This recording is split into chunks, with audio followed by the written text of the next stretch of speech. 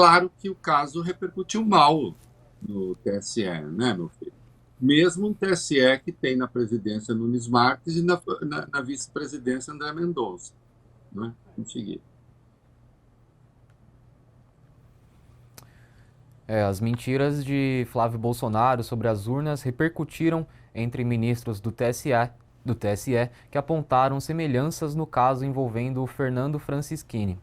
Em 2021, o então deputado estadual do PSL do Paraná foi cassado por ter feito ataques ao sistema eleitoral brasileiro.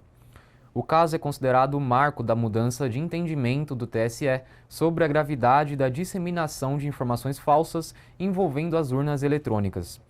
Na avaliação desses ministros, foi naquele processo que a Corte passou a admitir que ataques deliberados ao sistema eleitoral poderiam configurar abuso de poder e uso indevido dos meios de comunicação, abrindo caminho para decisões posteriores.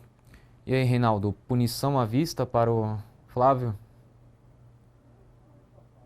Merece, merece. Ele foi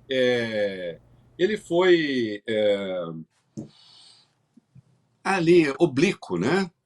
Porque mesmo na hora que ele... que é outra prática comum da canalice argumentativa, né? Você lança a suspeita, você acusa a existência de uma fraude que não existe, coloca em dúvida o sistema eleitoral e depois diz, não que eu esteja falando isso. Aliás, a mesma coisa que ele fez na entrevista da Folha, há pouco, sobre a força contra o Supremo. Não, pelo amor de Deus, que eu esteja falando isso. Isso é mais ou menos como dizer assim, olha, se você repetir isso, eu quebro a sua cara. Não que isso seja uma ameaça.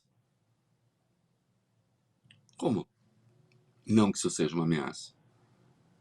Ali, naquele caso, se recorreu a fake news para colocar em dúvida o sistema eleitoral. Quem quer colocar em dúvida o sistema eleitoral dessa maneira? Com mentira? Está querendo o quê?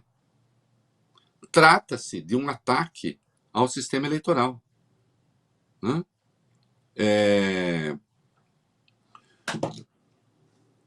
Isso chegou a ser, quando houve a mudança da Lei de Segurança Nacional, quando a extinção da Lei de Segurança Nacional e os crimes que estavam previstos na Lei de Segurança Nacional foram parar no artigo 359 do Código Penal, né? Havia um dispositivo específico para esse tipo de crime que tenta afetar o sistema eleitoral, mas aí o Jair Bolsonaro vetou, o veto foi mantido. Agora, no TSE, isso passou a ser configurado como um crime eleitoral grave, passível de punição. E aí o TSE, mesmo do Nunes Marques, se viu obrigado a desmentir o Flávio, ainda que o ministro não tenha falado nada, porque ele disse que não gosta muito de ter a máxima, assim, ele prefere ter uma intervenção mais discreta, mesmo menos quando é para censurar uma pesquisa que o Flávio não gosta, né? Mas, enfim, mas vamos avançar aí a reação do TSE. E em reação às mentiras de Flávio Bolsonaro, o TSE divulgou a mesma nota usada em 2022 para contestar informações falsas propagadas por Jair Bolsonaro. Eu vou ler agora um trecho do texto da corte que diz o seguinte, abre aspas, são falsas as mensagens que circularam nas redes sociais, segundo as quais a empresa Smartmatic fornece urnas eletrônicas ou softwares utilizados em urnas no Brasil. Todo o projeto da urna eletrônica brasileira e do sistema eletrônico de votação foi concebido e é gerido inteiramente pela Justiça Eleitoral do país. Fecha aspas. E aí, Reinaldo, eleições diferentes, mas as mesmas fake news. Eleições diferentes, as mesmas fake news e, a rigor, os mesmos criminosos. Do mesmo grupo. Né? Presta atenção aqui, você que está acompanhando o programa, para a gente ir formando uma consciência a respeito dessas coisas. E voltando a uma expressão da personagem Polônio, do Hamlet, do Shakespeare, que já é até um clichê, né? Acabou virando um clichê. Infelizmente virou um clichê, as pessoas repetem o clichê e não vão ler a peça. E eu recomendo que também leiam a peça. né? Mas o Polônio tem uma circunstância que ele está escondido atrás de uma cortina, assim, e o Hamlet começa a ter delírios, a falar coisas, né? E aí o Polônio diz assim, eu vou fazer uma tradução livre, mas que eu acho boa. Ele parece maluquete, mas tem método, né? Uma tradução bem modernizada, viu, Leonardo? Imagina o Shakespeare dizendo maluquete, né? Não disse. Parece maluquete, mas tem método. Então, tudo isso da extrema-direita parece coisa de maluco, mas tem método. A maneira que essa gente tem de chegar ao poder, inicialmente pela via eleitoral, é dizer que todas as instituições estão podres, todas as instituições estão corroídas, todo mundo é bandido e o próprio sistema eleitoral é viciado, mas nós vamos ter que fazer um esforço grande para superar isso, para que uma vez lá se possa fazer as mudanças. E uma vez lá, eles buscam destruir as instituições. Né? Então não existe ascensão da extrema-direita se não for. E isso é um movimento que se espalhou, está em todo canto, inclusive na imprensa.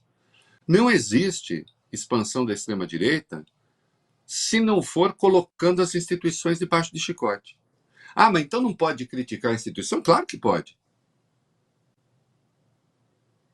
Uma coisa é você criticar, fazer uma crítica de conteúdo aqui, ali, está errado, muda isso, faz proposta, enfim. Outra coisa é fazer isso que eles fazem. O próprio sistema está corroído. Então não adianta. A ideia é assim, não adianta tentar mudar as coisas, não adianta tentar reformar o sistema. De certo modo, e aqui alguns amigos de esquerda poderiam ficar bravos, né? Mas espero que compreendam bem, de certo modo, é a mesma perspectiva da extrema esquerda que já houve um dia, porque não há mais, a não ser são grupos minoritários sem qualquer possibilidade, mesmo de disputar a eleição, da extrema esquerda disruptiva. Diz assim, não tem o que fazer com esse sistema é só derrubando mesmo, né? Só destruindo. Né?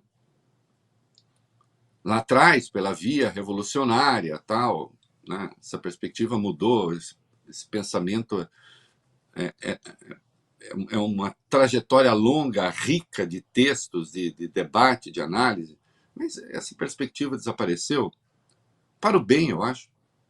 Né? Em seu lugar, surgiu a perspectiva reformista, as mudanças que melhoram o sistema democrático e sempre tomando a democracia como um imperativo inegociável. Né? A extrema-direita é que assumiu essa perspectiva disruptiva, né? Que, no fim das contas, diz não à democracia. A democracia não serve. Ela não dá mais conta das nossas necessidades, porque como tudo estaria contaminado, como tudo estaria aparelhado, então não é por aí que se vai mudar. A extrema-direita trumpista pensa exatamente isso. Pensa exatamente isso. Eles têm um projeto, eles têm isso escrito. Existem os representantes deles. E aqui no Brasil você tem isso também. E quem encarna essa perspectiva aqui é a família Bolsonaro. Né? É por isso que, pela primeira vez, a gente tem no Brasil, é a primeira vez, a gente tem no Brasil uma extrema-direita realmente internacionalista. Né? Nós nunca tivemos essa extrema-direita, eu estou procurando um livro aqui, para ver se está aqui fácil. Nós nunca tivemos essa extrema-direita internacionalista no Brasil. A extrema-direita brasileira, mesmo quando ela se ligou a teses que vinham de fora, nós tivemos o integralismo no Brasil, com muitas características que vieram do fascismo europeu, dos fascismos europeus, né? O fascismo alemão se chamou nazismo, o fascismo italiano, que é, na verdade, o primeiro primitivo fascismo propriamente, o franquismo na Espanha, o salazarismo em Portugal, né? Nós tivemos aqui no Brasil, né, o integralismo do Plínio Salgado. Né? Mas o integralismo, curiosamente, ao mesmo tempo que tinha uma perspectiva fascista, tinha uma visão de mundo fascista, mas ele tinha características absolutamente nacionais, próprias. Por exemplo, a pureza racial Você tem uma ideia? Enquanto o fascismo tinha a ideia da pureza racial, especialmente o fascismo alemão, né, o nosso integralismo exaltava os indígenas, em muitos aspectos, a miscigenação, como uma característica realmente nacional. Então, tinha aspectos nacionalistas. Inclusive, muitos autores da literatura se ligaram à visão de mundo integralista. Né? Tem um livro maravilhoso a respeito, chamado Integralismo de Plínio Salgado, de Plínio Salgado, de J. Chazin. E ele demonstra como o integralismo foi, sim, uma vertente de extrema-direita, mas de extrema-direita com muitas características nativistas. Teve até um grupo de literatura chamado Grupo da Anta, aliás, o nome é glorioso, que era literatura voltada para essa perspectiva. Os bolsonaristas são uma visão de mundo internacionalista da direita. A extrema-direita no mundo é essa aí. Faz isso que o Flávio faz. Faz isso que o Bolsonaro faz. Faz isso que o Eduardo faz. Faz isso que fazem alguns supostos pensadores por aqui. Malhar permanentemente as instituições. Porque, de outro modo, eles entendem é impossível eles furar essa barreira da institucionalidade para assaltar o poder. Isso tem teoria. O Polônio escondidinho lá atrás da cortina, né? E eu não estou comparando esses delinquentes com Hamlet, que afinal de contas era meio abobado, mas tinha bons sentimentos. Não estou comparando. Mas é maluco? Parece maluco. Mas tem método. Né? Tomara que dê errado.